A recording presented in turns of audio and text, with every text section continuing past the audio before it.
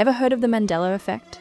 It's the idea that there may be different versions of reality, different versions of events, history, and even our own lives, all tied to the possibility that we live in a multiverse, not one singular universe. Most of the time, the Mandela Effect seems harmless. A movie quote, a logo, the spelling of a name, something you can argue about online and then go make dinner. But what if it's real? What if two different versions of reality can actually overlap? And what happens when the person living in the other reality is sleeping beside you? That is the unsettling premise of Cockeyed, when the Mandela Effect gets personal, by Nahu Lanham.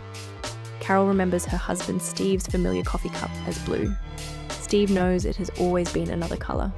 No great emergency there. After decades of marriage, disagreement before coffee barely qualifies as news.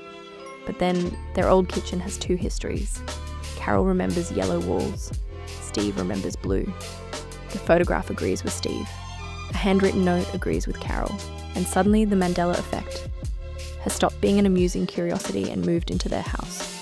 Soon, they disagree about places they visited, conversations they had, decisions they made, and events that shaped their family. Evidence begins supporting both of them.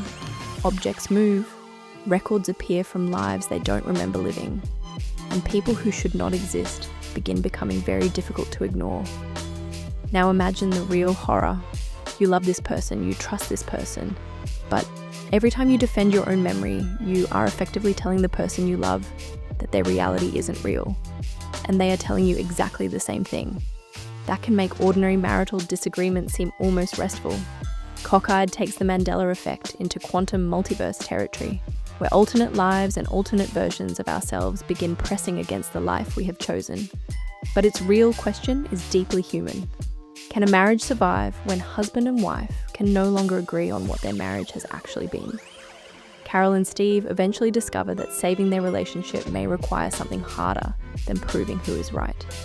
They have to learn to live with uncertainty, to accept that reality may be bigger and considerably less well organised than either of them imagined, and to keep choosing one another anyway. Because maybe the scariest words in a marriage aren't, "we need to talk." Maybe they're, "that never happened," especially when you remember perfectly well that it did.